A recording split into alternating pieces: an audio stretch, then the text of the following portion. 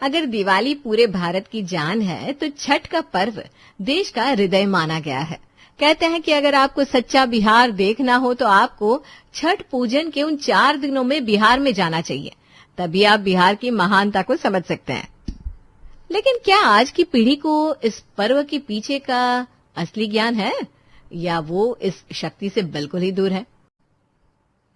अरे तुम दोनों से पहले ही कहा था कि शहर से छुट्टी ले लेना, छठ पूजा में बस 8 दिन रह गया है बबुआ। अरे अब सब कुछ यहाँ आपके हिसाब से तो नहीं होता ना अम्मा। यहाँ नौकरी करते हैं हम दोनों, हमारे दादाजी की फैक्ट्री तो है नहीं। हम कछु नहीं जानते, तुम दोनों को कैसे भी यहाँ आना ही होगा, नहीं तो हम तुम दोनों से बात नहीं करने वाले, समझ लेना बस। अरे अम्मा काहे इतनी बचकानी हरकतें कर रही हो? अर्जी तो कर दिए हैं, अभी देखते ही छुट्टी मिलती है कि नहीं। छुट्टी नहीं मिले तो नौकरी छोड़कर आ जाना, लेकिन छठ पूजा में हम तुम दोनों को यहाँ देखना चाहते हैं, मतलब देखना चाहते हैं, समझ लो बबुआ। हाँ हाँ समझ गया। अब रखो फोन, मैनेजर साहब आ रहे हैं, हम करते हैं बाद में बात। क्या कह रही है अम्मा? अरे वही जिद पकड़े बैठी है कि यहाँ आना है मतलब आना है। अरे अम्मा ही नहीं, हमारे घर में दोनों जेठानी देवरानी भी यही रट लगाए बैठी है कि हमें अम्मा के पास जाना ही है। पता नहीं ये लेडीज लोग कुछ समझती काहे नहीं है कि मर्द लोगों के ऊपर कितनी जिम्मेदारी होती है, 10 काम होते हैं हमें। मैनेजर बाबू आ रहे हैं, इनसे ही अर्जी करके देखते हैं भैया, चलो। हाँ चलो। मैनेजर बाबू जरा रुकिए तो। ओ बोलो क्या बात है? अरे हम ये कह रहे थे कि हम दोनों को 2 हफ्ते की छुट्टी चाहिए थी। छठ पूजा के लिए? अरे आप तो समझ गए, आपको कैसे पता? हम भी बिहारी ही है, हम खुद गांव जा रहे हैं पत्नी को लेकर। तुम दोनों की छुट्टी की अर्जी कर देंगे हम। छठ पूजा साल में एक बार आती है, इसे गंवाना नहीं चाहिए। हाँ अब क्या करें, ये लेडीज लोग समझती नहीं है कुछ, बस जाना है रट लगाए बैठ गई है। समझ वो नहीं रही है, समझ तुम नहीं रहे हो।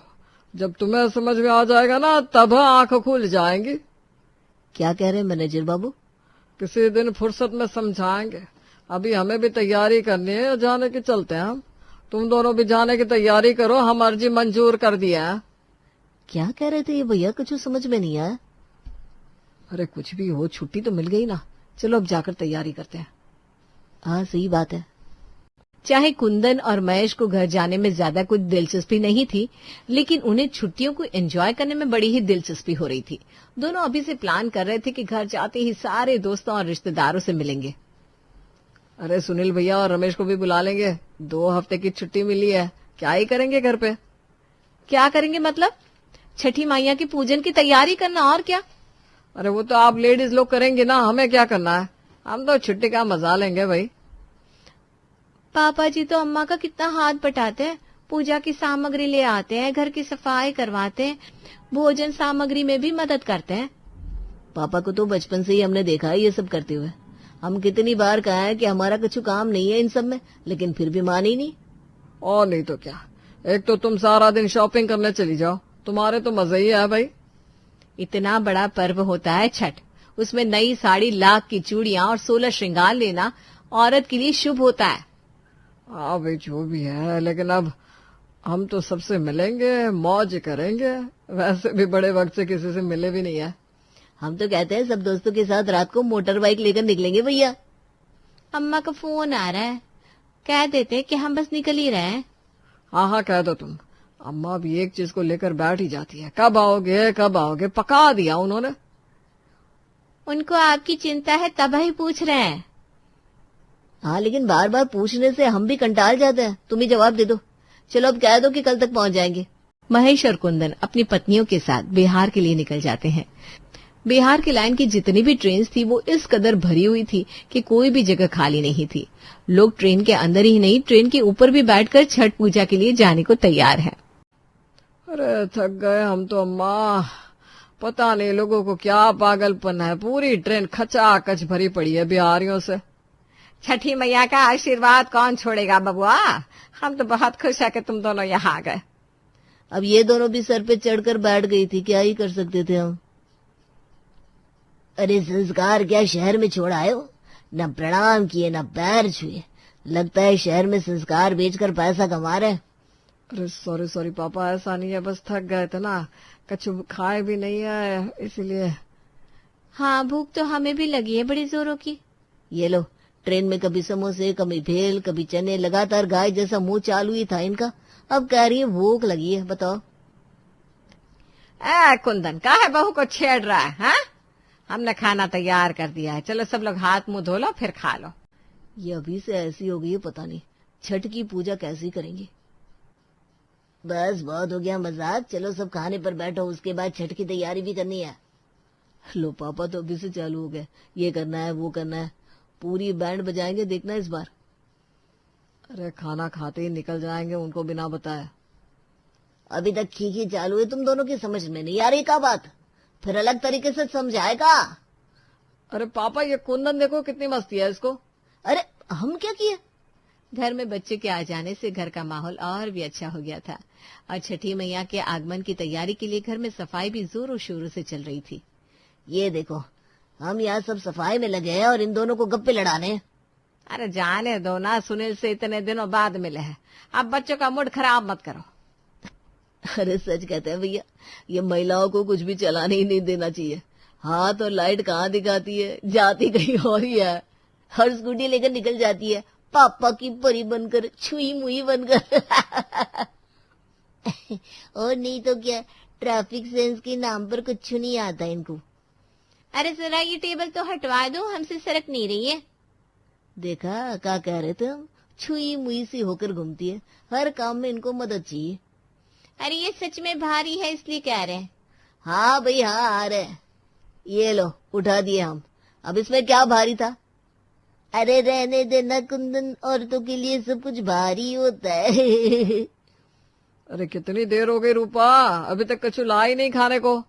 हाँ हाँ बस ला रहा है, ये लीजिए गर्मा गर्म पकौड़े। अरे तुम्हारा चेहरा काहे उतर गया है? अरे कछु नहीं, अब ठंडी आ गई है तो शरीर में कंपन सी हो रही है बस। अरे कहाँ है ठंडी, अभी तो ठंडी शुरू भी नहीं हुई। सची कह रहा है कुंदन, छुई मुई सी हो तुम। अरे बस करो, ये क्या छुई मुई लगा रखा है? अरे सही तो कह रहे हैं अम्मा, छोटी सी बात होती नहीं आप लोग कमजोर पड़ जाती हो। हमें देखो, जिंदगी में इतनी मुश्किल का सामना किए हैं कि किसी चीज से नहीं घबराए आज तक। अरे यहाँ ये लोग कॉकरोच भी देख लेंगी ना तो भागने लग जाती है। बोलो, बहुत जबान चलने लगी है तुम दोनों की आजकल, हैं? यहाँ गप्पे मारने आए हो या छठ पूजा के लिए? पापा हम तो बचपन से छठ पूजा करते आए हैं, ना हम खेत पर जाते हैं, ना घर में कुछ काम करते हैं, ना ही हमें कुछ खास होता पता है। हम यहाँ आए हैं कि हमारी छुट्टियां अच्छी बीत जाए बस। तुम दोनों रहने दीजिए, सुनील बैठा है उनके सामने, लड़कों को डांटना सही नहीं लगता। हम तो कहते हैं पापा आप भी बैठ जाइए, आइए गर्मा गर्म पकौड़े खाइए। अपने बेटों की बात सुनकर गोविंद काफी नाराज से हो गए थे, लेकिन बाहर वालों के सामने उन्होंने अपने बेटों से कुछ नहीं कहा, चुपचाप अंदर चले गए। ये पापा बिना पता नहीं किस बात के लिए इतने नाराज हो गए, हमने ऐसा भी क्या कह दिया? अब वही तो, हम तो बस औरतों की बातें कर रहे थे। तुम दोनों जब से आए हो यही सब बकवास किए जा रहे हो, तुम्हारे पापा को तो गुस्सा आना ही था। अब अम्मा आप तो शुरू मत हो जाइए, आपने कहा आ जाओ, हम आ गए, अब और क्या ही करें आप बताओ। हाँ आपको तो पता ही है, हमारी 2 हफ्ते की सैलरी भी कटने वाली है, लेकिन फिर भी हम आ गए। अरे छठ पूजा ही तो है, इतना क्या बवाल मचा रखा है। आप भी कम नहीं है, बच्चों की तरह जिद करने लग जाती है, आ जाओ पूजा है, ये है वो है। अरे काहे करती है ये सब? सही तो कह रहे तुम्हारे बेटे, काहे करती हो ये सब रुक्मिणी? आप ये क्या कह रहे हैं? अरे सही तो कह रहे रुक्मिणी, तुम्हें और बहुओं को भी कोई जरूरत नहीं है इतनी कठिन पूजा करने की। काहे ऐसे पति और बेटों के लिए पूजा व्रत करना, जिन्हें आपकी पूजा का, आपकी तपस्या का कदर ही नहीं है। पापा हमारा वो मतलब नहीं था, आप गलत समझ रहे हैं। अच्छा हम गलत समझ रहे हैं, ठीक है चलो बताओ कि बिहारी होकर क्या तुम्हें पता है कि छठ पूजा क्यों की जाती है? अच्छा ये छोड़ो, बताओ पहले किसने छठ पूजा की थी? वो ये छठ पूजा नहीं पता ना, हम बताते हैं। जब राम रावण का वध करके अयोध्या लौटे थे, तब उनके मन में था कि उन्होंने ब्राह्मण का वध किया है। तभी वे मृंदल ऋषि के पास आए और उन्होंने सूर्य की उपासना का व्रत सीता माता से करने को कहा, जिसकी तिथि थी षष्ठमी। सीता माता ने पहले घाट पर स्नान किया और उसके बाद 36 घंटों का व्रत किया। उसके बाद उन्होंने ढलते हुए सूरज और अगले दिन चढ़ते हुए सूरज को अर्घ्य देकर छठ पूजा का विधान शुरू किया था। ये सब तो हमें पता ही नहीं था। इसके अलावा सूर्य पुत्र कर्ण सूर्य की उपासना करते थे, घंटों तक नदी में खड़े रहकर, जिससे सूर्य देव प्रसन्न हो गए थे और उन्हें कवच कुंडल प्रदान किए थे। इसीलिए सूर्य देव को आरोग्य का देव भी कहा जाता है। यही नहीं, द्वापर युग में द्रौपदी ने भी अपने पतियों की जीत के लिए छठी मैया का व्रत किया था। छठ पूजा इतने वर्षों पुरानी है, हमें तो आज पता चल रहा है। छठ पूजा न केवल पति, सूर्य उपासना और धन ऐश्वर्य की देवी है, किंतु वे संतानों की हितकारी भी है। प्रियव्रत राजा की कोई संतान नहीं थी, इसलिए उन्होंने यज्ञ करके एक पुत्र की प्राप्ति की, लेकिन वो पुत्र भी मरा हुआ ही पैदा हुआ था। तब छठ देवी की कृपा से ही उनके मरे हुए पुत्र को जीवन मिला था। तब से हर माँ, हर पत्नी अपने घर के बेटों, पति और घर की सुख शांति के लिए छठ पूजा करती आई है। जिन महिलाओं को तुम छुई मुई कहकर मजाक बना रहे थे ना बउआ, ये महिलाएं 36 घंटों तक बिना खाए पिए लगातार 4 दिनों तक केवल तुम्हारी सकुशलता के लिए इतना कठिन व्रत करती है। यही नहीं, सुबह कड़ाके की ठंडी में घाट पर स्नान करती है, परिक्रमा करती है, वो भी खुद के लिए नहीं, हमारे लिए, हमारे घर की खुशहाली की कामना के साथ। बजाय इसके कि तुम अपनी पत्नी, अपनी माँ की इस कठिन तपस्या में उनकी मदद करो, तुम दोनों छठ के पर्व का असली महत्व ही भूल गए हो। महिलाओं की इज्जत ही सच्ची आस्था है, ये हमारे घर की गृह लक्ष्मी है। उनके प्रति हंसी ठिठोली करना, उन्हें कमजोर समझना, ये मर्द की सबसे बड़ी गलती है। तुम्हारे पिता सालों से छठ पर हमें संभालते आए हैं, हमारे व्रत में हमारा उत्साह बढ़ाते आए हैं, लेकिन हमें बड़ा दुख है कि तुम छठ पर्व को केवल छुट्टियों की तरह देखने लगे हो। रुक्मिणी, गलती हमारी है। हमने आज की पीढ़ी को हमारे पर्व, हमारी श्रद्धा, हमारी आस्था से कभी रूबरू ही नहीं करवाया। वे केवल रीति रिवाज को करते आ रहे हैं। उनके पीछे क्या कथा है, क्या मान्यता है, क्यों करना जरूरी है, ये तो उन्हें पता ही नहीं। पापा, हम समझ गए हमसे कहाँ गलती हो रही थी। हमें तो कभी ये समझ में ही नहीं आया कि अम्मा ने आज तक हमारे लिए कितने सालों तक ये व्रत और तपस्या की होगी। हम तो इनका कर्ज इस जीवन के बीच उतार नहीं पाएंगे। स्त्रियों को कमजोर समझने वाले अगर उनकी छठ पूजा की इस तपस्या को देख ले तो शायद मर्द को अपने आप पर शर्म आने लगेगी। चलो, अब तुम दोनों का समझ में आ गया है, तो इस बार छठ की पूजा में अपनी पत्नियों का भरपूर साथ देना और छठी मैया का आशीर्वाद लेना। अपने पिता के मुंह से छठ के बारे में जानकर महेश और कुंदन के रोंगटे खड़े हो गए थे, लेकिन इस बार उन्होंने पूर्ण रूप से अपनी पत्नियों का साथ देने का फैसला किया। अरे, इतनी जल्दी काहे उठ गए आप? अरे, आज पहला दिन है ना छठ का, नहाए खाए, बस हम भी तुम लोगों के साथ घाट पर चल रहे हैं। सच्ची? मजाक तो नहीं कर रहे? मजाक तो हम पहले किया करते थे, अब अकल आई है। लाओ, हम चना दाल बना देते हैं। हाँ, और हम लौकी की भुजिया बना देते हैं। लाओ। अरे, ये दोनों क्या कर रहे हैं? हमें तो विश्वास ही नहीं हो रहा अपनी आंखों पे। अरे, करने दो, अभी जाकर तो कल आइए इन गधों को। अरे, गधे नहीं है हमारे बेटे, ऐसा मत बोलिए। लो, माँ का प्यार उमड़ रहा है। अम्मा, आप लोग हमारे लिए इतना सब कर रही हैं, हम केवल थोड़ा सा खाना भी नहीं बना सकते क्या? लाइए। चना दाल, लौकी और चावल सब कुछ लेकर पूरा परिवार घाट पर स्नान करने चला गया। वहाँ स्नान करने के बाद उन्होंने प्रसाद खाया और अगले दिन खरना के बाद उनका 26 घंटे का व्रत शुरू हो गया। इनको ऐसे व्रत करता देख हमारे गले से निवाला ही नहीं जा रहा है भैया। अम्मा, अभी आपकी उम्र हो गई है, आप काहे ये सब कर रही हैं? हम जब तक जिंदा है तब तक अपने बेटों के लिए, अपने पति के लिए ये अवश्य करेंगे। इतने करीब से आप सबको हम पहली बार देख रहे हैं, नहीं तो पहले तो हमने कभी ध्यान ही नहीं दिया कि आप सब इतनी शक्तिशाली हैं। हम 36 मिनट भूखे नहीं रह सकते, आप इतने घंटे व्रत कर रही हैं। रूपा, लाओ, हम तुम्हारा सर दबा देते हैं, लाओ। अरे नहीं, हम आपसे ये सब कैसे करवा सकते हैं? ठीक वैसे ही जैसे हम तुम्हारी अम्मा के साथ कर रहे हैं। इसी को जीवन साथी कहते हैं बहू। लाओ। इस बार महेश और कुंदन करीब से देखते हैं कि आखिर स्त्री शक्ति और आपका विश्वास आपको किस स्तर तक पहुंचा सकता है। जब वो दोनों शहर वापस आए तब उनका नजरिया बिल्कुल बदल चुका था। मन ली छठ पूजा? आपने सही कहा था, हमारी आंखें खुल गई जब हमने सत्य को जाना। तो यही हमारे भारतीय संस्कृति की नींव है। जो हमारी श्रद्धा, आस्था और हमारी शक्ति का प्रतीक है। हमने ये भी समझ लिया मैनेजर बाबू कि हमारे देश की महिलाएं कितनी शक्तिशाली हैं, कितना स्नेह है उनमें कि खुद के लिए ना सोचकर वे हमारे लिए इतना कठिन व्रत करने को तैयार हो जाती हैं, जबकि हमसे उनकी इज्जत तक भी नहीं की जाती। हमारे जैसे सोच रखने वालों को हम छठ पूजा पर बिहार आने के लिए जरूर कहेंगे, जिससे उन्हें सूर्य पूजा, स्त्री शक्ति और छठ पूजा के पीछे के धर्म के बारे में पता चल सके। भाभी यार, अब दे भी तो मेरा टिफिन। आपको किचन में गए हुए पूरे 40 मिनट हो गए। 2 पराठे बनाने में 40 मिनट लगते हैं क्या? इतनी देर में मेरा पूरा मेकअप हो गया, लेकिन आपके 2 पराठे नहीं बने। अरे बहू, मेरी अदरक इलायची वाली चाय बन गई कि नहीं? तुम्हें पता है ना, जब तक अदरक इलायची की चाय ना मिले सुबह सुबह मेरा पेट साफ नहीं होता, और अगर पेट साफ नहीं होता तो मेरा मूड सेट नहीं हो पाता।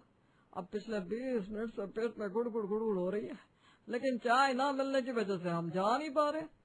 अरे हाँ भाई, सुबह 6 बजे आँख खुलती है हमारी, लेकिन 1 कप चाय के लिए पूरा 1.25 घंटे से इंतजार कर रहे हैं। अरे बहू का राज, सुना था हमने कि बहू आ जाती है तो उसके बाद सासों के दिन बदल जाते हैं। लो, बदल गए दिन। हमें तो ऐसा लग रहा है ये रसोई की जिम्मेदारी फिर से हमें ही संभालनी पड़ेगी। ठीक है भाई, वो कहते हैं ना, बिना अमरे स्वर्ग नहीं मिलता। लगता है जब तक मैं खुद उठकर रसोई में जाकर चाय नहीं बनाऊंगी, यहाँ चाय नहीं मिलने वाली। सास अभी बड़बड़ा रही थी, इतने में बहू मीनाक्षी ट्रे में 2 कप चाय लेकर सास ससुर के कमरे में आती है। अरे माँ, बाबूजी क्यों परेशान हो जाते हैं आप लोग? आपकी चाय मैं ला रही थी, ये लीजिए चाय पीजिए। चलो भाई, हमारी चाय तो आ गई, अब चाय पीकर जरा मूड अच्छा कर ले। ऐसी बात नहीं है माँ जी कि मैंने जानबूझकर चाय लेट की है। दरअसल बात यह है कि मैंने चाय बनाने के लिए बर्तन गैस पर रखा और नहाने चली गई। लौट कर देखा तो पता चला सिलेंडर में गैस खत्म हो गया था, जिसकी वजह से चाय तैयार नहीं हुई। बस फिर क्या था, स्टोर रूम से सिलेंडर निकाला और दोबारा चाय का बर्तन गैस पर रखा, तब जाकर आपकी चाय बनी। और इस कीर्ति की आदत तो आपको पता ही है ना, चिल्ला चिल्ला कर हाथ पैर फुला देती है। बहू, ये कौन सा तरीका हुआ? इकलौती ननद है तुम्हारी, इस तरह से हमसे शिकायत कर रही हो उसकी? अरे क्या बिगड़ जाएगा अगर उसके लिए 2 पराठे बनाकर खिला भी दोगी तो? आप गलत समझ रही है माँ जी, मैंने कभी इनकार थोड़ी ना किया है। मैं तो बस ये कह रही हूँ कि कीर्ति को थोड़ा सा भी सब्र नहीं है, शोर मचाना शुरू कर देती है, जिसकी वजह से हड़बड़ी में सारे काम उल्टे पुल्टे होने लगते हैं। अब सिंपल आलू की सब्जी और पराठे लेकर भी तो नहीं जाना उसे, रोज नई फरमाइश करती है, कभी मूली के पराठे बना दो, कभी पनीर के पराठे बनाओ। अब जो स्पेशल चीज बनेगी तो उसमें समय तो लगेगा ना। मेरी तो सुनती नहीं है माँ जी, आप ही कुछ समझाइए। इतना कहकर बहू मीनाक्षी तेजी से कदम बढ़ाते हुए वापस रसोई की ओर चली जाती है। देख रहे हैं आप, ये आजकल की बहू है, ननद को टिफिन में 2 पराठे बनाकर क्या दे रही है, जता कर गई है कितना पहाड़ तोड़ना पड़ रहा है बेचारी को। एक हमारा जमाना था, 4 ननद, 3 देवर, 2 जेठ, 2 बच्चे। आप ही बताओ, इतने बड़े परिवार का खाना पीना देखभाल, क्या हम कभी पीछे हटे? अरे हम बहू बनकर आए हैं इस घर में, हम नहीं करेंगे तो कौन करेगा? एक बहू की तो जिम्मेदारी होती है ना पूरे परिवार की देखभाल करना, लेकिन आजकल की बहुओं को ये सब कहाँ समझ में आता है। जरा सा काम करना पड़ जाता है, उसमें भी आंखें मटकाती घूमती है। अरे बस भी करो भाग्यवान, सुबह सुबह शुरू मत हो जाओ, पहले से मेरा मूड खराब है। अब चाय मिली है, सुकून से चाय पीकर थोड़ा दिमाग को ताजा तो कर लेने दो। अपना पुराना टेप रिकॉर्डर मत बजाओ, और अच्छा तो यही होगा कि तुम हमारा मुंह ना खुलवाओ। सब जानते हैं हम, माना 20 लोगों का परिवार था हमारा, लेकिन सबका करने के लिए तुम अकेली नहीं थी। अगर तुम्हारे 3 देवर थे तो काम करने को देवरानी भी तो थी। भूलो मत, देवरानी, जेठानी, अम्मा, बड़ी जीजी सब मिलजुल कर रसोई संभालते थे, और तुमने तो सारी उम्र सिर्फ सब्जियां काटने का काम किया है, बाकी का काम तो बाकी लोग ही संभालते थे। क्या लो, क्या जमाना आ गया, सारी जिंदगी बिता दी हमने तुम लोगों के पीछे, और बुढ़ापे में ये सिला दे रहे हैं मुझे। कहते हैं मैंने सिर्फ सब्जी काट काट कर दोनों बच्चे बड़े कर दिए। तुम्हारी अम्मा मेरे बच्चे पालती थी क्या है? या तुम्हारी बड़ी जीजी पाल देती थी? आए बड़े अम्मा के लल्ला, बुढ़ापा आ गया लेकिन तेवर नहीं बदल रहे बुढ़ाऊ के। अभी तक हुई गर्मा गर्म बहस को देखकर ये तो समझ में आ ही गया होगा आपको कि घर में सारी महाभारत रसोई की है। वैसे तो घर में घर की सारी जिम्मेदारियां संभालने के लिए एक बहू है जो कि हाउसवाइफ है। अब मीनाक्षी से चाहे ना भी संभलती हो, लेकिन पूरे परिवार की जिम्मेदारियां वो संभाल ही रही है। अम्मा बाबूजी चाहे जितनी भी बातें सुनाते हैं, लेकिन वो अपना फर्ज निभाने से कभी नहीं चूकती। दोपहर के समय, माँ जी घर के सारे काम हो गए हैं, मैं जरा बाजार जाकर सब्जियां ले आऊं। शाम होने के बाद अचानक से भीड़ बढ़ जाती है बाजारों में, और फिर आधे घंटे का काम 1 घंटे में खत्म होता है। चले जा, लेकिन अपनी किसी सहेली के साथ गप्पे मारने मत लग जाना। तुझे पता है ना 5 बजे तक मुझे शाम की चाय चाहिए होती है। कहीं ऐसा तो नहीं कि मेरी चाय से बचने के लिए आज जल्दी झोला उठाकर बाजार की तरफ दौड़ लगाती तूने? अरे नहीं माँ जी, आप ऐसा क्यों सोचती हैं? आपकी शाम की चाय इतनी भारी नहीं है मुझ पर कि उससे बचने के लिए मैं भरी दोपहरी बाजार के लिए निकल जाऊं। अरे एक बार सब्जियों का काम हो जाए, फिर शाम को थोड़ी देर बच्चों को भी तो देखना पड़ता है ना। बहू मीनाक्षी सब्जियों का थैला उठाकर बाजार की ओर निकल गई थी। लगभग 40 मिनट बाद जब वो घर लौटी तो उसे हॉल में सासू माँ की हाय हाय की आवाज सुनाई दी। अरे माँ जी, क्या हो गया आपको? जब मैं गई तब तो भली चंगी थी, आप आधे घंटे में अचानक से ऐसा क्या हो गया? अरे बहू, मेरा तो गठिया का दर्द उठ गया। सोच रही थी छत पर जाकर अचार को धूप दिखा दूं, लेकिन जैसे ही अचार की बरनी लेकर मैं सीढ़ियों पर पहुंची, मेरे तो घुटनों से कट कट की आवाज आने लगी, और तब से मैं घुटना पकड़ कर बैठी हूँ। मुझे तो ऐसा लग रहा है बहू कि इस बार तो मेरे घुटने गए काम से। मेरा तो टॉयलेट बाथरूम जाना भी दुश्वार हो गया, हिला भी नहीं जा रहा। साक्षात परमात्मा नजर आ रहा है मुझे तो। अरे माँ जी, शुभ शुभ बोलिए ना, कुछ नहीं होगा आपको। मैं अभी आपके लिए तेल बनाकर लाती हूँ और गरम गरम तेल से आपके घुटनों की मालिश कर देती हूँ, थोड़ी देर में ठीक हो जाएगा। ऐसा क्यों सोच रही हैं आप? और बढ़ती उम्र में दर्द तो आता जाता रहता है, इसका मतलब ये थोड़ी ना है कि आप कभी भी चल नहीं पाएंगी। अरे बहू, बातें बनाने में टाइम खराब मत कर। तू ऐसा कर, पहले जा सिकाई के लिए गर्म पानी की बोतल लेकर आ। मेरे घुटनों में किसी भी तरह से चैन ही नहीं पड़ रहा। सास की बात सुनकर सब्जियों का थैला वहीं फेंककर मीनाक्षी रसोई की तरफ दौड़ लगा देती है। पहले सासू माँ को सिकाई करने के लिए गर्म पानी देती है और उसके बाद सरसों के तेल में मेथी, लहसुन और अपनी दादी की बताई हुई जड़ी बूटी डालकर अच्छे से पकाने के बाद सास के कमरे में पहुंच जाती है। आ गई तू? अरे जरा सा तेल गुनगुना करने गई थी, या इस तेल में छौंका मार के सब्जी बना कर लाई? इतनी देर लगती है क्या तेल गरम करने में? हाँ भाई ठीक है, तू तो चाह रही होगी कि कल की मरती बुढ़ी आज ऊपर चली जाए तो तेरा भी पीछा छूटे। कमाल करती है माँ जी, कैसी बात करी है। चलिए अब आप अपने पैर सीधे करके लेट जाइए, मैं जल्दी से आपके पैरों में तेल लगा देती हूँ। मीनाक्षी ने दमयंती के पैरों में अच्छे से मालिश कर दी थी और उसके बाद वो जाकर रसोई में अपने बाकी के काम निपटाने लगी थी, लेकिन दमयंती के पैरों में तो आराम ही नहीं हो रहा था। अरे बहू कहाँ है? कितनी देर से आवाज लगा रही हूँ, लेकिन तेरे कानों पर तो जू ही नहीं रेंग रही। मीनाक्षी दौड़ती हुए सास के कमरे में आती है। अरे क्या हो गया माँ जी, मुझे तो सच में आपकी आवाज नहीं आई। वो रसोई में मिक्सी में मसाला पीस रही थी ना, तो पता ही नहीं लग पाया कि आप बुला रही हैं। बताइए, आपको कुछ चाहिए था क्या? अरे मुझे बाथरूम तक जाना है, थोड़ा सहारा लगाकर बाथरूम तक पहुंचा दे जरा। हाँ हाँ, क्यों नहीं माँ जी। सुन, मुझे बाथरूम में छोड़कर भाग मत जाइयो, वरना बाथरूम में मैं मीनाक्षी मीनाक्षी चिल्लाती रह जाऊंगी और तू जाकर रसोई में रोटियां बेलने लगेगी और फिर बहाना बना देगी तुझे तो आवाज ही नहीं आई। माँ जी, मैं कोई बहाना नहीं बना रही हूँ, आपको पता ही है ना, सबके लौटने का समय हो रहा है, आते ही सबको खाना चाहिए होगा, इसलिए जल्दी जल्दी खाना बनाने की तैयारी कर रही थी। अरे मुझे कुछ नहीं पता, तू बाथरूम के आगे से हिलना मत, और जब मैं तुझे आवाज लगाऊं ना तो मुझे सहारा देकर मेरे कमरे तक पहुंचा देना। सास की बात सुनकर बेचारी मीनाक्षी चुपचाप बाथरूम के बाहर खड़ी रहती है और थोड़ी देर बाद दमयंती को उसके कमरे में छोड़ने के बाद वापस रसोई की ओर जाने लगती है। फिर चल दी मटक के रसोई की तरफ।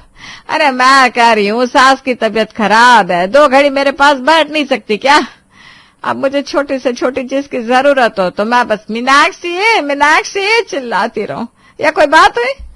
उस पर भी तो 10 बार आवाज लगाने में 1 बार जवाब देती है। माँ जी, मैंने आपको बताया मुझे खाना बनाना है और खाना बनाने के लिए लेट हो रहा है। आपको पता है ना, समय से खाना तैयार नहीं होता तो पापा जी का पारा गर्म हो जाता है।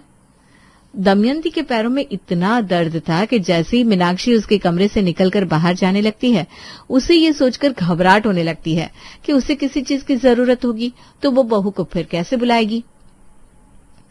अब तो ये रोज की खिंचतान हो गई थी। दमयंती मीनाक्षी पर उसके आसपास रहने के लिए दबाव डालती, जबकि बेचारी मीनाक्षी के पास घर के 365 काम थे जो हर समय उसका इंतजार करते रहते थे। माँ जी, मैं सोच रही थी आप पूरा दिन मीनाक्षी मीनाक्षी चिल्लाती हैं। इससे तो अच्छा आप मुझे मेरे नंबर पर फोन कर लिया कीजिए।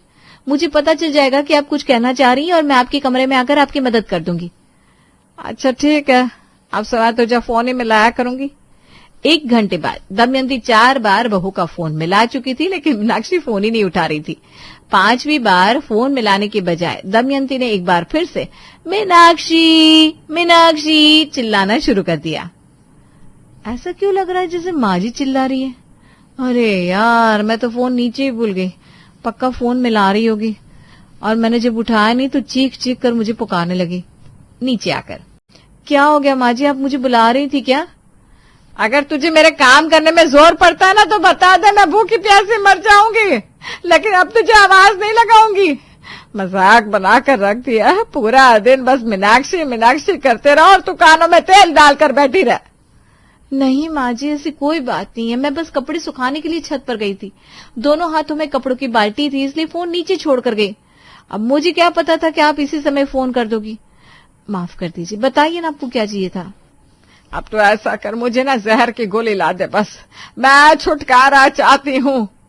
इधर मीनाक्षी शर्मिंदा हो रही थी और उधर दमयंती का पारा चढ़ता ही जा रहा था। माँ जी, आपकी देखभाल करना, फिजियोथेरेपी के लिए लेकर जाना, उसके चक्कर में मैं घर पर बिल्कुल भी ध्यान नहीं दे पा रही हूँ। मैं कोई शिकायत नहीं कर रही हूँ, लेकिन ये कहना चाह रही हूँ कि माना कि साफ सफाई और बाकी काम बाद पर टाले जा सकते हैं, लेकिन खाना तो तीनों टाइम सबको बनाकर देना ही पड़ता है ना। इसलिए मैंने सोचा एक कुक लगा लेते हैं, कम से कम समय से खाना बनकर तैयार हो जाएगा तो कोई टेंशन नहीं रहेगी। दमयंती की हालत देखकर मीनाक्षी ने खाना बनाने के लिए कुक रख ली थी, लेकिन घर के बाकी काम जैसे कि साफ सफाई, कपड़े धोना, बर्तन मांजना, पूरे परिवार के कपड़े प्रेस करना, बच्चों को पढ़ाना, स्कूल छोड़कर आना, स्कूल से लेकर आना, यहाँ तक कि सब्जी खरीद कर लाना जैसे काम अभी भी मीनाक्षी की जिम्मेदारी थे। कुछ दिन बाद, अरे वाह मम्मी, आज तो आप खुद कमरे से हॉल तक आ गई बिना हेल्प के।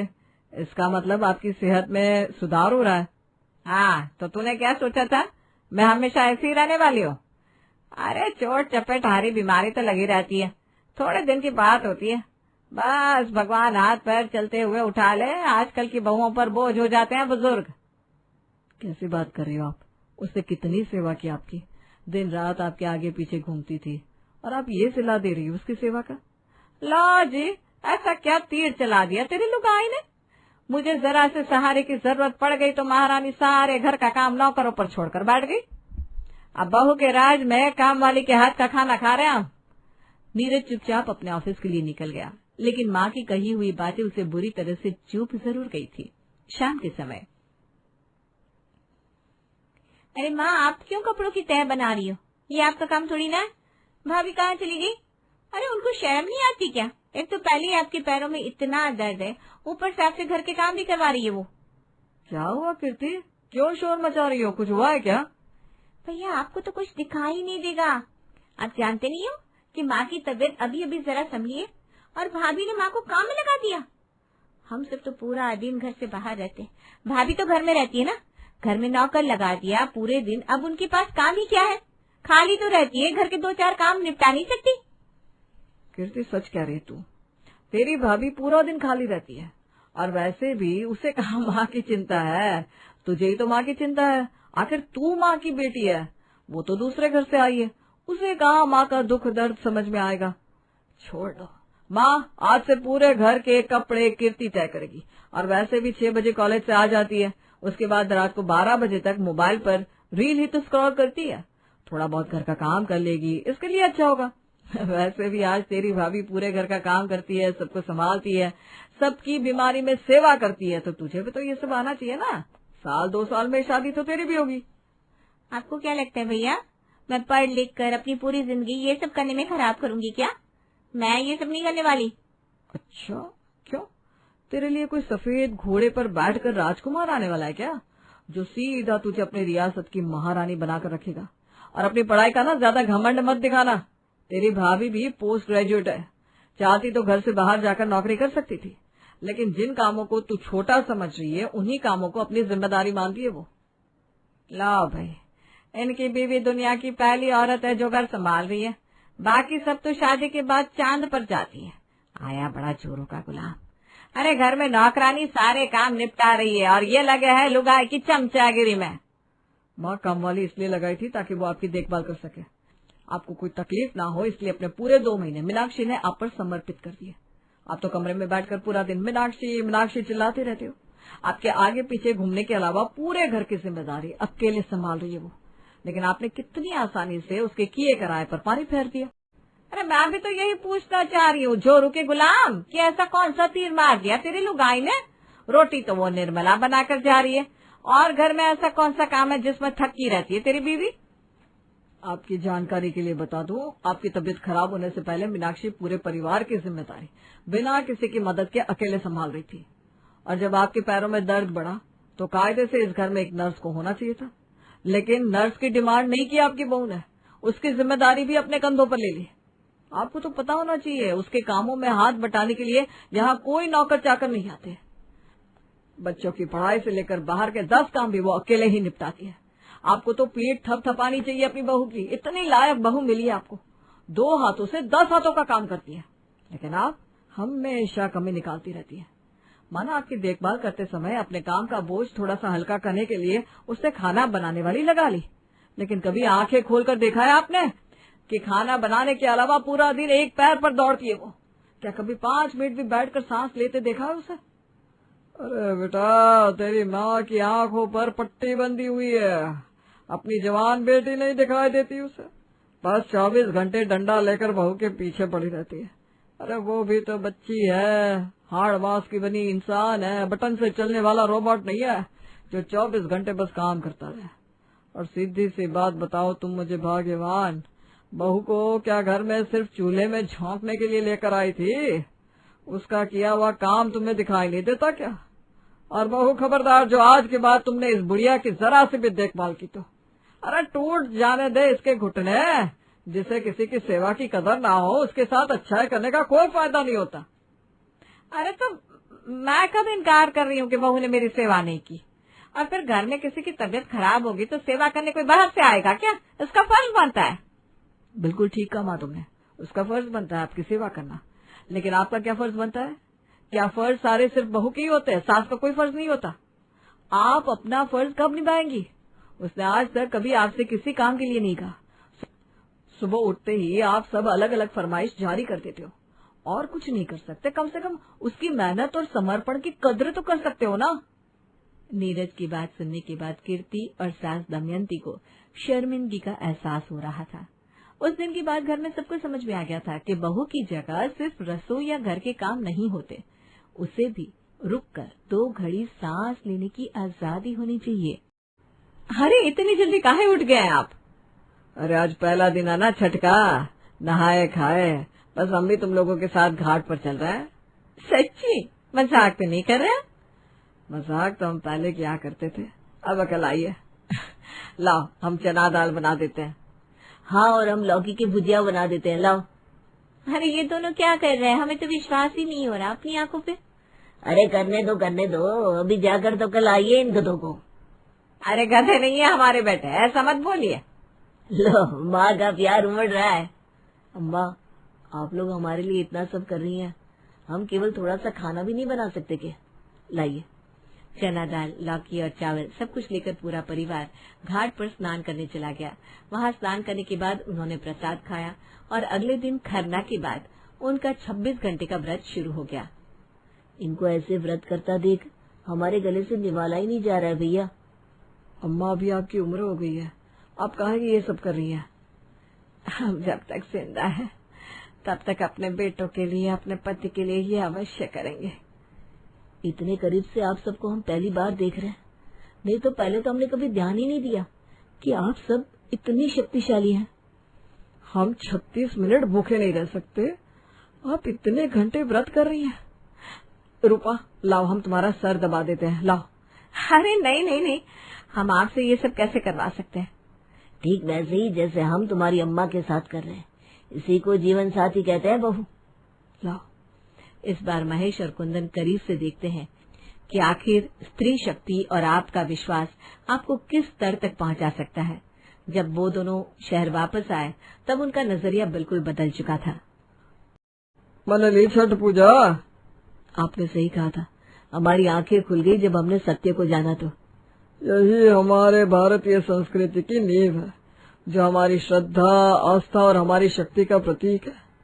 हमने ये भी समझ लिया मैनेजर बाबू कि हमारे देश की महिलाएं कितनी शक्तिशाली हैं, कितना स्नेह है उनमें कि खुद के लिए ना सोचकर वे हमारे लिए इतना कठिन व्रत करने को तैयार हो जाती हैं, जबकि हमसे उनकी इज्जत तक भी नहीं की जाती। हमारे जैसे सोच रखने वालों को हम छठ पूजा पर बिहार आने के लिए जरूर कहेंगे, जिससे उन्हें सूर्य पूजा, स्त्री शक्ति और छठ पूजा के पीछे के धर्म के बारे में पता चल सके। सुबह सुबह हड़बड़ाती हुई नेहा अपनी रसोई में काम कर रही थी। वैसे तो आज रविवार की सुबह थी, ना ही नितिन को काम पर भेजने की जल्दी थी, ना ही रिया को स्कूल। फिर भी नेहा बड़ी उलझन में थी। ओहो, आज बर्तनों पर ही सारा गुस्सा निकाल देगी क्या बहू? आधे घंटे से रसोई में बर्तन गिरे जा रहे, कभी चम्मच गिर रहा है, कभी परात। क्या बात हो गई? जा रही है अपनी माँ को देख कर आ, क्या हो गया उसे? जरूर चूहा घुस गया होगा रसोई में। चूहा? अगर चूहा हो तो इस बार मैं उस चूहे को पाल लूंगी दादी। रिया मुस्कुराते हुए किचन में जाती और देखती कि उसकी माँ बहुत घबराई हुई है। क्या हो गया मम्मी? लगता है आप फिर से भूल गई कि आज संडे है, मंडे नहीं। आप आराम से नाश्ता बना सकती है। अभी तक तो पापा फ्रेश भी नहीं हुआ है। हाँ मुझे पता है, तू चुप कर जा, 10 काम होते हैं रसोई में। तो मैं आ गई ना मम्मा, चलिए मैं आपकी हेल्प कर देती हूँ। कोई जरूरत नहीं है, तू मेरी इतनी हेल्प कर दे कि तू बाहर जाकर बैठ जा बस। जरूरत तो है मम्मी, दादी कह रही थी काफी देर से किचन से बर्तन गिरने की आवाज आ रही है। तो क्या किसी चूहे को देख के डर गई क्या आप? शर्माइए मत मम्मी, बता दीजिए। अब मैं आ गई हूँ ना, मैं आपको बचा लूंगी। उफ, ये माँ जी भी ना कुछ ज्यादा ही सोच रही है। जाकर अपनी दादी से कह दो कि गलती से मम्मी के हाथ से बर्तन छूट गए थे। अब इस बात पर बहस ना करे कि कैसे छूटे और क्यों। रिया जो अपनी माँ के मुंह से सुनती है, बाहर जाकर अपनी दादी के सामने कह देती है। ये लो सुन लो, नितिन गलत कह दिया क्या मैंने कि बहू की फिक्र की है, और बहू है कि मुझे चुप रहने को कह रही है? आज तो कभी ऐसा हुआ है कि बहू ने आपसे बदतमीजी से बात की हो? कभी भी सोचिए, याद आया? नहीं आया ना? अरे याद आएगा भी नहीं, क्योंकि मेरी बहू कभी किसी से इस तरह बात करती नहीं। मुझे तो लगता है कोई गंभीर बात है। तो हमसे कुछ छुपा तो नहीं रहा है ना नितिन? नहीं पापा, मेरे कारण नेहा ऐसा बिहेव नहीं कर रही है, मुझे नहीं पता कुछ। एक एक करके सभी फ्रेश होना शुरू करते हैं। सबसे पहले गोविंद नहाने जाता है, उसके बाद रिया।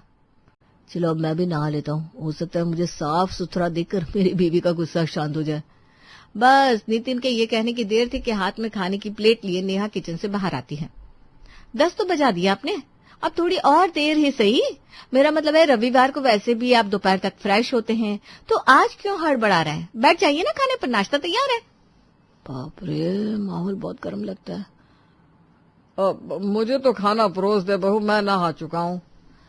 नेहा फौरन सभी की प्लेट्स लगाती है और खुद भी सबके साथ खाने बैठ जाती है। आराम से धीरे धीरे चबा चबा कर खाने वाली नेहा आज बहुत जल्दबाजी में खाना खा रही थी और सबसे पहले नाश्ता पूरा करके बैठ जाती है। ये क्या तरीका है रिया? अभी तक एक रोटी नहीं खाई तुमने? और माँ जी आप और नितिन, माँ जी को क्या कहूँ, उनकी तो फिर भी उम्र हो गई, तुम तो जवान हो ना। इसके पहले कि तुम मुझे कुछ बोलो मैं बता देता हूँ, मुझे इतनी ही भूख थी, जितनी भूख थी उतनी मैं खा चुका हूँ। बेटा खाना दे रही हो हम लोगों को, या हम पर एहसान कर रही हो तुमने? यार ऐसा है तो मत बनाया करो खाना यार तुम। कसम से आज तो मूड खराब कर दिया तुमने। सोचा था संडे है, परिवार के साथ वक्त बिताऊंगा, पर शायद मेरी किस्मत में खुशियां ही नहीं है। हर संडे को सर पर इतना काम रहता है कि किसी के साथ बैठने का वक्त ही नहीं मिलता। आज काम नहीं है तो बीवी सर पर सवार होगी। नाराज होकर नितिन कमरे में चला जाता है और नेहा रूठकर बालकनी में जाकर बैठ जाती है। ये क्या हो रहा है मेरे साथ? मैं तो कभी ऐसे गर्म मिजाज की नहीं थी। मेरे हाथ से भूल से भी कभी नमक मसाले नहीं फिसलते थे, और आज तो बर्तन पर बर्तन फिसल रहे थे। लगता है मुझे मेडिटेशन की जरूरत है। 10-15 मिनट मेडिटेशन करती हूँ, फिर जाकर अच्छे से शैम्पू कर लूंगी और फिर मम्मी जी से पूछकर दोपहर के खाने की तैयारी कर लूंगी। यही ठीक होगा। अपने मूड को ठीक कर नेहा शावर लेने के बाद अपनी सास के कमरे में उन्हें मनाने जाती है।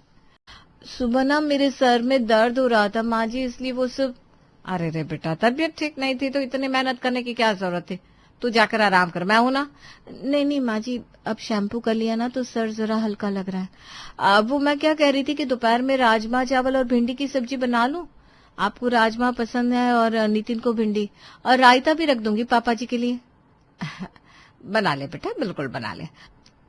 मुझे धोकर भिंडी लाके दे दे, मैं काट दूंगी, फिर तू छौंका लगा देना। जितनी तेजी से नेहा के घर का माहौल बिगड़ा था, उतनी ही तेजी से सब कुछ पहले की तरह शांत भी हो जाता है। अपने गीले बालों पर हाथ फेरती हुई नेहा रसोई में भिंडी छौंक रही थी, तभी पड़ोसन सुषमा वहां आती है। तो यहाँ से आ रही है खुशबू। तो इस बार इस राज को छुपाना मत बेटा। कौन सा शैम्पू इस्तेमाल करती है बता तो जरा। अरे नहीं आंटी, कोई स्पेशल शैम्पू नहीं है, वो तो हमारे घर के सामान में जो शैम्पू आता है ना, वही लगा लेती हूँ मैं। अरे बता ना, कोई भी शैम्पू लगाने के बाद तेरे बाल ऐसे काले और घने हैं, वरना इस हिसाब से सोसाइटी में आजकल खारा पानी आ रहा है, सभी औरतें टकली होती जा रही है। पूरी सोसाइटी में एक तेरे ही बाल है जो टस से मस नहीं हुए। मुझे अब भी याद है, जिस दिन तुम ब्याह कर आई थी ना, उस दिन भी यही मोटाई थी तुम्हारे बालों की। एक आप ही तो है पूरी सोसाइटी में आंटी जी, जो मेरी भर भर के तारीफ करती हैं, वरना किसी को ना मेरी मेहनत दिखती है ना मेरा काम। खूबसूरती तो दूर की बात है। अच्छा, आप गर्मी में क्यों पसीने बहा रही हैं? आप माँ जी के कमरे में जाकर उसके साथ गप्पे लड़ाइए, मैं 10 मिनट में खाना लगाती हूँ। नेहा सभी के लिए खाना लगाती है। दोपहर का खाना खाते ही थोड़ी बहुत नाराजगी जो नयन के मन में रह गई थी, वो भी राजमा के साथ हसम हो जाती है। सभी को खिलाने पिलाने के बाद नेहा अपने कमरे में सोने चली जाती है। 2 घंटे बाद। कोई तेल वेल लगाओ तुम। मतलब? अच्छा तेल लगाऊं ताकि मेरे बालों को किसी की नजर ना लग जाए। अरे सीधा सीधा तारीफ करना कब शुरू करोगे तुम नितिन? बाथरूम में ये टॉवल लटक रहा था, तुमने इससे शायद अपने बाल सुखाए थे। देखो कितने बाल लगे हुए इसमें। बाथरूम में पानी पास भी नहीं हो रहा था क्योंकि ड्रेनेज की जाली पर तुम्हारे बाल फंसे हुए थे। अपने पति की बात सुनकर नेहा हड़बड़ा के उठती है और अपने तकिए पर अपनी झड़े हुए बालों को देखती है। ये सब मेरे साथ क्या हो रहा है नितिन? सुषमा आंटी मेरे नाम की दुहाई देती थी लोगों को कि बहू हो तो नेहा जैसी, जो काम करती है बिल्कुल परफेक्ट, ना कभी उससे कोई भूल चूक होती है, ना कभी वो गुस्से में किसी से बोलती है। और अब देखो पता नहीं कुछ दिनों से क्या हो रहा है मेरे साथ। नेहा जितना भी कूल होना चाह रही थी, प्रॉब्लम उतनी ही ज्यादा उसे फेस करनी पड़ रही थी। अपनी बीवी को इतना अपसेट देखकर नितिन उससे बाहर घुमाने ले जाता है। रात को दोनों मियाँ बीवी शॉपिंग करके लौट रहे थे कि सुषमा उन्हें टोक देती है। आज के जमाने में बच्चे होने के बाद पति ऐसे बदल जाते हैं कि कुछ कहना ही नहीं। एक बार बच्चा हो जाए फिर बीवी को पूछता ही कौन है। पर एक तू है जिसमें जरा अभी बदलाव नहीं आया नितिन बेटा। पहले भी तू इतना ही प्यार करता था नेहा से जितना आज कर रहा है। बहुत अच्छा लगता है देखकर। मुस्कुराती हुई नेहा नितिन का हाथ पकड़े घर वापस लौट आती है। रात के 1 बजे फोन पर आए एक नोटिफिकेशन से नेहा की नींद खुलती है। रात को मुझे कौन मैसेज कर रहा है? नेहा अपना फोन उठाती है पर उसका फोन फ्लाइट मोड पर था। मेरे फोन पर तो मैसेज नहीं आ सकता, जरूर नितिन के फोन पर आया होगा। पर इतनी रात गए उसे मैसेज कौन कर रहा है? जैसे ही वो अपने पति का फोन उठाकर देखती है, उस पर किसी जूलियट नाम की लड़की का मैसेज आया था। क्या हुआ, तुमने रिप्लाई नहीं किया? बाय जूली। ये सब क्या है? कौन है ये लड़की जो रात के 1 बजे नितिन को मैसेज कर रही है? ऐसा तो नहीं था मेरा नितिन, अब मुझसे ये बातें भी छुपाने लगा है। अभी कुछ देर पहले ही सुषमा आंटी ने कहा था कि नितिन आज भी वैसा ही है, और ये लो दिख गया नितिन का असली रूप। फूट फूट कर रोती हुई नेहा अपनी फ्रेंड प्रिया को कॉल करती है। मुझे नहीं रहना यहाँ प्रिया, मैं तेरे घर आ रही हूँ, अब इस घर को जूली ही संभाले। कॉलेज में तो हर किसी का मसला सॉल्व कर देती थी तू, और आज तू खुद घबरा रही है। तू ठीक तो है ना नेहा? नहीं यार, ठीक नहीं हूँ। वो नेहा जिसके हाथ से कभी कोई गलती नहीं होती, उसने परसों पापा जी का कुर्ता जला दिया। मेरे बाल तो देखे ना, तुझे कितने ब्यूटी पेजेंट्स जितवाए इसने मुझे। कभी ब्रेकेज की प्रॉब्लम नहीं हुई, पर कुछ दिनों से हाल ये कि लगता नहीं अब 4 बाल भी बचेंगे। अपनी 14 साल की शादी में कभी मैंने अपने सास ससुर से बहस नहीं की थी, और आजकल क्या कहूँ, कभी किसी से भी बहस हो जा रही है, कभी किसी से। ये सब मुझसे संभल नहीं रहा है। इतना कम था कि नितिन का कहीं चक्कर चल रहा है। मुझे ना ये सब तेरी पड़ोसन सुषमा आंटी का किया धरा लगता है। मुझे तो लगता है तेरे घर की सुख शांति पर वही नजर गड़ाए बैठी है। इसके पहले जब मैं तेरे यहाँ आई थी तो याद है कैसे उसने मेरे चिकने गालों की तारीफ की थी, फिर घर पहुंचते पहुंचते मेरे चेहरे पर मुहासे आ गए। काली जुबान की है वो, तू ना जरा संभल कर रहा कर और उस चूल्हे के बारे में जीजू से डायरेक्टली पूछकर क्लियर कर ले मैटर। पूरी रात नेहा इस बारे में सोचती रही और जैसे जैसे वो सारे इंसिडेंट को मिलाती जाती है उसे भी ऐसा रियलाइज होता है कि ये सब कुछ और नहीं, पड़ोसन सुषमा की काली जबान है। अगली सुबह नेहा रिया के लिए दूध का ग्लास लेकर रसोई से जैसे ही बाहर आती है, सुषमा उसके घर के दरवाजे पर आकर खड़ी हो जाती है। बड़ी प्यारी और बड़ी सीधी है तेरी बेटी नेहा, किस्मत तो तूने पाई है। मेरी पोती तो हमें अपने पीछे यहाँ से वहां भगाती रहती है, पर मजाल है इतनी मशक्कत के बाद भी दूध पी ले।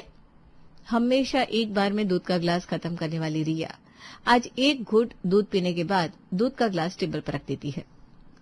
अरे रिया, तूने दूध पूरा फिनिश नहीं किया, तू तो गुड गर्ल है ना। मेरी बेटी पहले आज एप्पल खाएगी, है ना Riya? An apple a day keeps the doctor away. तो पहले एप्पल फिर दूध। नहीं पापा, ये रोज रोज दूध और फल मुझसे नहीं खाया जाता। मम्मी आज मैगी बना दो। अरे बेटा, रात को ही तो आपके लिए मैगी बनाई थी ना मैंने, अब नाश्ते में फिर से मैगी? आपको काम करने का मन नहीं करता तो साफ साफ बोल दो मम्मा, मैं खुद बना लूंगी। वैसे भी अब मैं बड़ी हो गई हूँ, आई एम 12 years old। देखा माँ जी, आपने ये क्या क्या कर गई है, इतनी बदतमीज हो गई है। घर के अनाज में कोई छेड़छाड़ किया है क्या तूने, जिसे देखो आजकल घर में गुस्सा ही कर रहा है? रिया में बदलाव देखकर सभी हैरान हो जाते हैं और नेहा को ये कंफर्म हो जाता है कि ये सब कुछ और नहीं, सुषमा की काली जुबान ही है। क्या कहा? अरे ऐसा कुछ नहीं होता नेहा, सुषमा की नजर वैसे नहीं है। मतलब आपको अपनी पड़ोसन प्यारी है, अपनी बहू नहीं। आप भूल कैसे गई मम्मी जी? उस दिन सवेरे सवेरे पापा जी के कुर्ती की तारीफ की थी सुषमा आंटी ने, उसके बाद क्या हुआ? वो कुर्ता मेरे हाथों से जल गया। 14 सालों में ऐसी गलती नहीं की कभी मैंने, पर सुषमा आंटी के बोलते ही ये गलती भी मुझसे हो गई। ऊपर से वो बाबूजी का फेवरेट कुर्ता था। हाँ बहू, पर छोड़िए माँ जी, आप समझना ही नहीं चाह रही बात। मेरे और मेरे पति के रिश्ते पर आइए ना अब बात। आपके पति के साथ तो आपके रिश्ते अच्छे हैं, आपको क्या ही फर्क पड़ेगा। जिस दिन सुषमा आंटी बाबूजी को आपके रिश्ते को लेकर कुछ कह देगी ना, तब पता चलेगा आपको। अरे रुक जा बहू, क्यों सुबह सुबह अशुभ बोल रही है? मुझे कुछ सोचने दे। एक काम करती हूँ, मैं आज शाम को नमक से ही घर की नजर उतार देती हूँ और अब से घर का दरवाजा बंद रखना। तो दरवाजा खुला रहता है, इसीलिए तो सुषमा सीधा आकर रसोई में चली जाती है। ना ही दरवाजा खुला रहेगा, ना ही वो अंदर आ पाएगी। और अब से बाहर निकलने के पहले एक बार तुम लोग झांक लेना। अगर सुषमा बाहर खड़ी हो तो 5-10 मिनट टाल दिया करो। हाँ, ये अच्छा आइडिया है माँ जी। बस फिर क्या था, अगली सुबह से नेहा के घर का दरवाजा बंद रहने लगता है। आप सही कह रही थी माँ जी, दरवाजा बंद देख के लगता है सुषमा आंटी खुद ही लौट जा रही है, वरना अब तक तो 2-3 बार टोक ही चुकी होती। जाता बहू, देख किसका फोन है। नेहा जाकर फोन उठाती है और उस पर किसी और का नहीं, पड़ोसन सुषमा का ही फोन था। मान गए नेहा तेरे नेटवर्क को। यहाँ मेरे वाईफाई वाले फोन पर कोई कॉल करता है तो फोन लगता ही नहीं, और देख तेरा फोन कैसे झट से लग जाता है। वैसे मैं क्या कह रही थी, आज दोपहर में क्या बनाया तूने? नेहा सीधा फोन रख देती है। ये तो परेशान परेशान करके रख दिया आंटी जी ने। जुबान काली भी नहीं पड़ जाती इनकी, जब देखो हमारे घर की किसी न किसी चीज पर नजर लगाए रहती मम्मी जी। नेटवर्क का नाम ले लिया, अब देख लीजिएगा वाईफाई का कनेक्शन कैसे काम करना बंद कर देता है हमारा। और सच में शुभा के सामने टीवी का कनेक्शन कट हो जाता है। सर्वर प्रॉब्लम दिखा रहा है बहू, ये तो तेरी बात सच थी बहू। घर की सारी खिड़कियां बंद कर लो, कुछ दिनों के लिए मैं छत पर भी नहीं जाऊंगी। अगर सुषमा ने टोक दिया तो पता नहीं क्या हो जाएगा। शाम को दोनों सास बहू एक साथ मिलकर चाय का मजा ले रही थी, तभी दरवाजे पर दस्तक होती है। अब बताइए मम्मी जी, इसका इलाज तो आपने बताया नहीं था। मैं तो भूल ही गई थी, सुषमा आंटी कुंडी खड़का भी सकती है। अब क्या करेंगे? एक तो बार खड़काएगी फिर वापस चली जाएगी। बाद में कभी बात हुई तो कह देंगे हम घर पर नहीं थे या सुनाई नहीं दिया, कुछ भी कह देंगे। फिर से खिड़की खड़कने की आवाज आती है। कहीं कोई और हुआ तो मम्मी जी? सर्वर के कारण फोन पर किसी का कॉल भी नहीं आ रहा। अगर पापा जी या नितिन हुए तो मैं एक बार चेक कर लेती हूँ। नेहा हिम्मत करती हुई दरवाजे की पीप होल से देखती है तो बाहर कोई और नहीं, उसकी माँ थी। खोल रही है दरवाजा के, वापस चली जाऊं मैं? कब से फोन ट्राई कर रही थी, नॉट रीचेबल ही आ रहा है। अंदर आकर गुस्सा कर लो मम्मी, अंदर चलो। अगर सुषमा आंटी ने तुम्हें देखकर कुछ कह दिया ना तो पता चला मेरी सुंदर मम्मी सूख जाएगी। मुझे सुखाने वाला कौन पैदा हो गया भाई? कांटेदार पेड़ को भी भारी नजर से देख लो तो पूरी बगिया सूख जाए। कौन है ये सुषमा? लग रहा है मेरी बेटी को परेशान कर रही है। आज समधन जी जिंदगी हराम कर रही है सुषमा ने। ऐसी काली जबान है इसकी, जिस चीज पर बोल दे उस चीज की शामत आ जाए। फिर ठीक है, फोन करके जरा रात को खाने पर तो बुला लो सुषमा को। मैं भी देखो क्या बुलाए। रात को नेहा सभी के लिए छोले भटूरे बनाती है। छोले भटूरे तो बड़े शानदार बनाया तूने बहू। अभी तो आप 5वां भटूरा खा रहे हैं भाई साहब, मानना पड़ेगा आपके पाचन तंत्र को। इस उम्र में भी भटूरे पचा ले रहे हैं, वरना एक के बाद एक दूसरा भटूरा लेते ही जुलाब लग जाए लोगों को। मेरे समधी जी को क्यों लगेगी जुलाब? आपको लगनी चाहिए। तीसरी कटोरी है ये छोले की।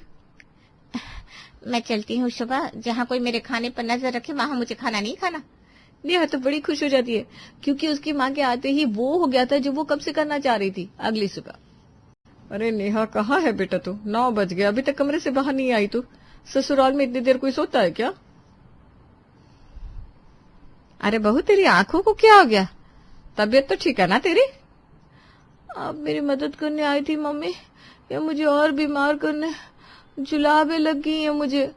मुझे तो कुछ हुआ नहीं, सुषमा भाभी ने मुझे भी तो टोका था। बेचारी नेहा, उसकी हालत आसमान से गिरा खजूर पर अटका जैसी हो जाती है।